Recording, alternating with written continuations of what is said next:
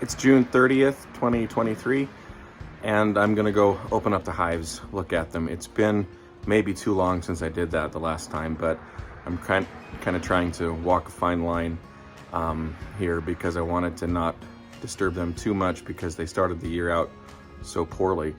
But now I'm afraid it might have been too long between inspections. In my desire to not disturb them, I'm afraid I might have gone too long. And because bees apparently get used to you as you work with their hive, because I haven't worked with them very much recently, I'm going in fully suited up.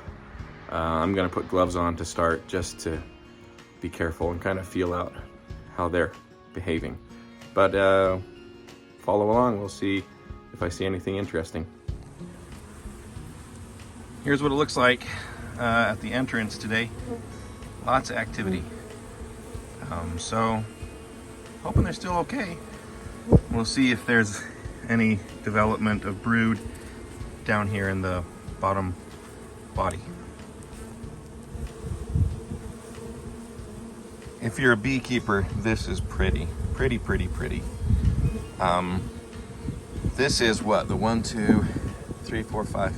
This is the 6th frame I've pulled out of this upper body so far. And this is probably the most chock full frame I've found, but all of them have brood looking like this,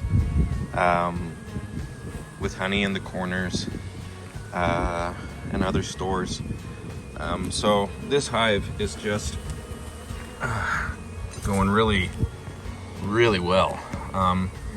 There are a lot of drones, but I don't think too many drones. I'm trying to see if I can see any here on this frame to point out. There, at the end of my finger. No, I say no, that's not a drone. That's just a very large female. But the drones are here. Oh, there we go. There's a drone right there. If you can see them there in the middle. They just look very different from the female workers. Got those big eyes that wrap around the top of their heads, and they're just chunkier. So we've got drones, we've got just brood out the wazoo, and good honey stores going in. And this is just the top box. So if I get into the bottom box and it's looking like this, I'm gonna have to give them another hive body, or they're just gonna start getting squished and wanting to swarm on me. Wow, I am into the lower body of the hive, and this is what the frames are looking like in the lower body. Let me see if I can just kind of brush them off a bit and get a better peek. So it's not quite as tightly packed as the brood in the upper body, but every frame that I've pulled so far has had brood in some stage of development. I've seen eggs, I've seen larvae, I've seen pupa. So this is really great.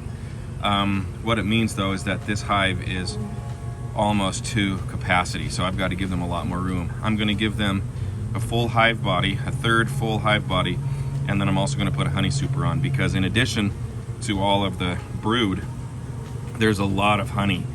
We've had a wet spring so far, so they've brought in a lot of resources, and they're just filling it up. So I got to give them more room. Here's where I stand, and it's a good place to be standing, because I did not think I would be standing here this year, given how poor this colony looked after that's such a hard winter. But what we have here now are 3 full hive bodies, deep bodies, and I put 10 frames of drawn comb. These are old frames that I pulled last year, froze them to kill any mites. They're all full of already drawn out honeycomb, so the bees can immediately start working. This hive body has been on for less than 2 minutes, and the bees have already found it. Do you see them crawling up in there, cleaning it up, getting it ready? They're gonna go gangbusters in there. So my thinking here is, because there's so much brood in these 2 hive bodies, this third hive body will serve as an additional brood chamber and also storage chamber for their honey. What I'm going to do now is I'm going to put a queen excluder on the top, and then put a honey super on top of that, and hopefully come the end of the summer, if not sooner, that honey super will be full of honey that I can take. The queen excluder is in place. It's this little wire contraption. What it does is it prevents the queen from getting up into the honey super. All the worker bees can fit through these gaps, but the queen can't. And so what that means is she can't come up here and lay eggs. The only things that'll be stored up here above the queen excluder are honey and pollen. So now it's time to get that honey super on. And there it is, the honey super is on.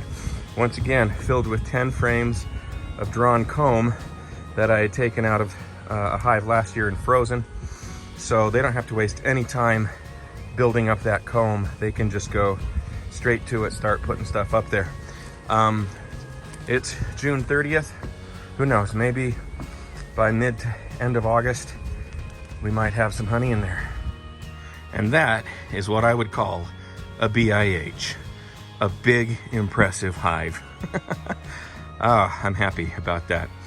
I'll come back in a couple weeks, see how they're doing. They should have no inclination to swarm anymore. I almost doubled the room they have. Plus, I didn't see really any signs of swarming in there to begin with. I found one little queen cell, but it was empty. I squished it. So even though there are tons of bees in there and they were filling up those 2 bottom hives, they weren't yet to the oh crap, we need to move stage. And hopefully now, with all that space, they just won't feel any desire to do anything but stay here, fill it up, and live happy, happy bee lives. Whew, I'm a sweaty mess. That's what happens during hive inspections in the summer when you're fully clothed from head to foot. I got my long pants on, got my boots on, got a long sleeve shirt and my bee jacket and everything. So I'm sweaty, but I'm also really, really pleased with where things are.